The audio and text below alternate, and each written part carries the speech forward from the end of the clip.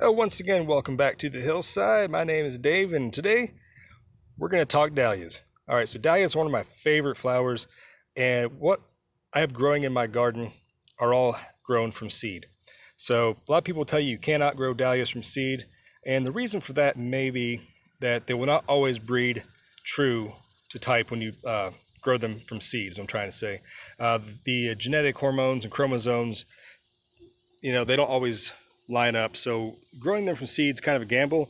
But you know what? Growing them from seed, I have so many different varieties, and these things you probably cannot buy these in the store because I'm sure the parent plant, maybe you could, I don't even know. I just got an assorted pack of dahlia seeds years ago, and I grew them out, and I got tons of different combinations that I've just kind of picked the ones I like the best, and I've kept these around. I mean, look at these guys here. This nice, just full of petals and color with that nice yellow center in the middle. These things attract hummingbirds like crazy.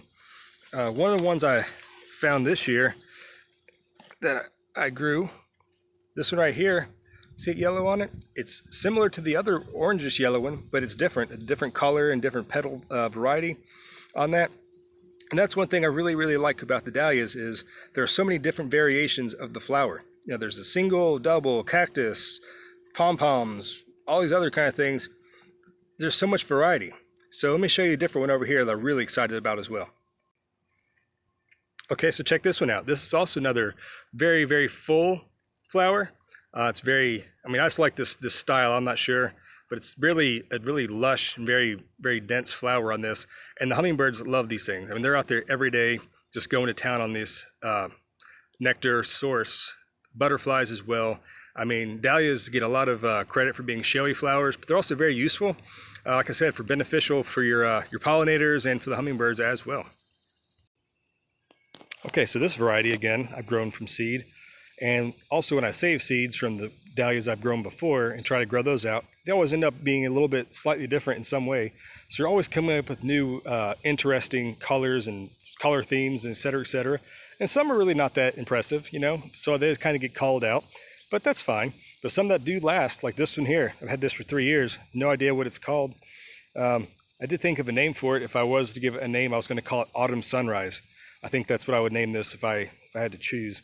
But yeah, this is just another variety. Look, it's not exactly the same as the other ones. The flower shape is different.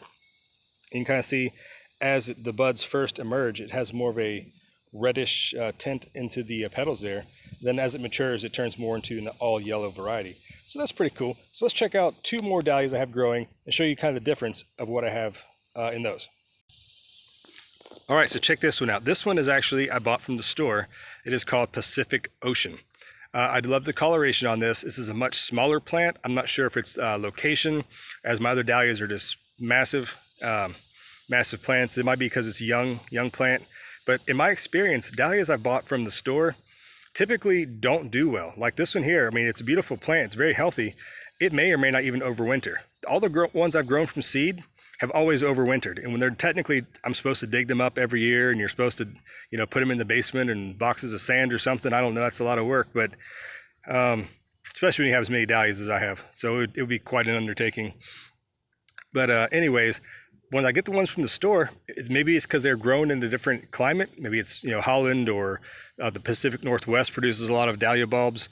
Maybe it's because that's where they were grown and that's the climate they're used to, and that, the cold weather and the temps we get here in zone 6B, 7A, typically we'll get a couple days in the teens, maybe rarely get down to single digits. It's been about 4 or 5 years since we've had a negative temperature, but it got pretty cold that year. So every 4th or 5th year, we get a pretty cold winter. So I'm thinking this year actually is predicted to be a fairly below average for temperature wise. So we'll see. These guys may survive, they may not, but it's always an experiment.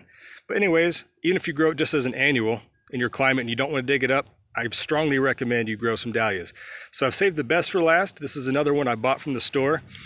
This one I probably will end up digging up because I don't want to risk this one not coming back, but you never know. We'll might take a crapshoot and see if it'll survive, but I don't know. I really might dig this one up because I really want this one to stay.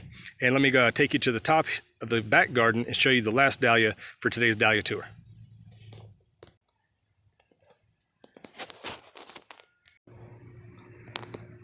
Okay, so for the final dahlia on today's tour, and as I show you this, I'm kind of realizing that there's not a lot of active flowers on this one at the time.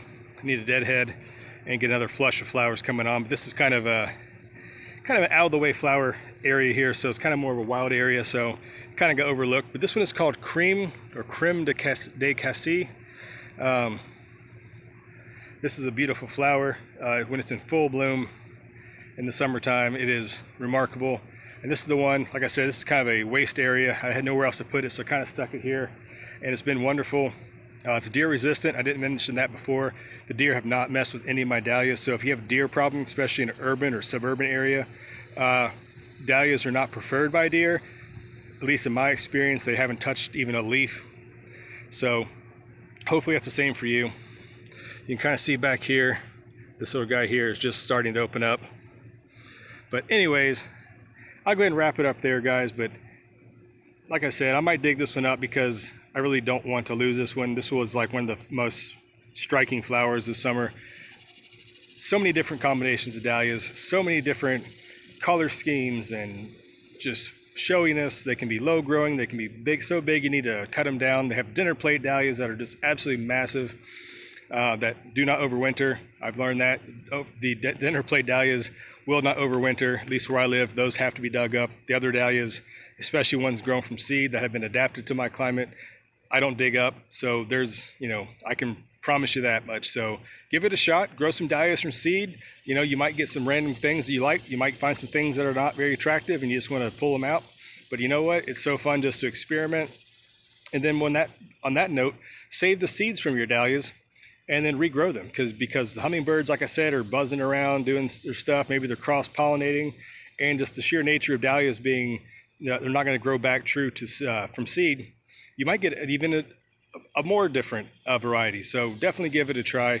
Grow some dahlias out, have some fun with it, and post some comments down below if you've ever done that before. If you have a favorite dahlia variety or a favorite dahlia shape or style, let me know as well. I like talking about dahlias. So anyways, signing off from the hillside today. We'll catch you guys later. All right, bye.